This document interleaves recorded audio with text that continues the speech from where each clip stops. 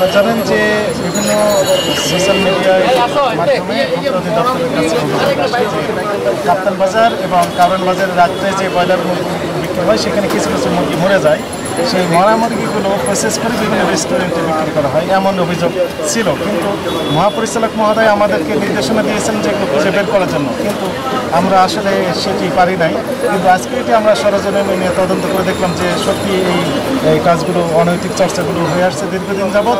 কথার এক ফাঁকে ওনারা বলছেন, দুইজন কর্মচারী এখানে রয়েছেন, একজন বলছেন যে ফ্রিজে যে মুরগিগুলো রয়েছে সেগুলো ওনারা বাসায় নিয়ে যান নিজেরা খাওয়ার জন্য, আরেকজন বলছেন যে না বিভিন্ন রেস্টুরেন্টে সাপ্লাই দেওয়া হয়।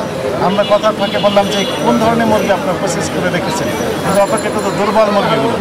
কিন্তু এক সময় জেরার মুখে ওনারা স্বীকারোক্তি দিলেন যে এগুলো সব মরা মুরগি ওনারা বিভিন্ন রেস্টুরেন্টে সাপ্লাই দিয়ে থাকেন, তবে ভবিষ্যতে এগুলি করবেন না এমনটি জানিয়েছে। এই অপরাধে এই প্রতিষ্ঠানটিকে 50,000 টাকা জরিমানা আরোপ সহ সাময়িকভাবে প্রতিষ্ঠানটির সকল কার্যক্রম জনস্বার্থে বন্ধের আদেশ দেওয়া হয়েছে এবং মহাপরিচালক মহোদয়ের সাথে আমি নির্দেশনা দিয়েছিলাম। স্যার নির্দেশনা দিয়েছেন যে আইনের সর্বোচ্চ প্রয়োগ, অর্থাৎ আমরা এখন পুলিশ তেজগাঁও থানা পুলিশকে জানিয়েছি, তারা আসতেছে শপথ। আচ্ছা, ওনারা এইসব মুরগিগুলো কোথায় বিক্রি করেছে, কোন কোন রেস্টুরেন্টে সেসব তালিকা পেয়েছেন? এখন আর তদন্তে আসলে বেরিয়ে হয়ে আসবে যে কোন কোন রেস্টুরেন্টের সাথে জড়িত আছে, তারা কোন কোন রেস্টুরেন্টে সাপ্লাই দেয় সেগুলো এখন বের করা হবে। এখানে তো আরো অসংখ্য মুরগির দোকান আছে। সবগুলো মুরগির দোকানে আপনি দেখুন যে ফ্রিজ নেই। ফ্রিজ ওইখান থেকে আমরা এসে দেখি শুধু এইটাতেই পেয়েছি।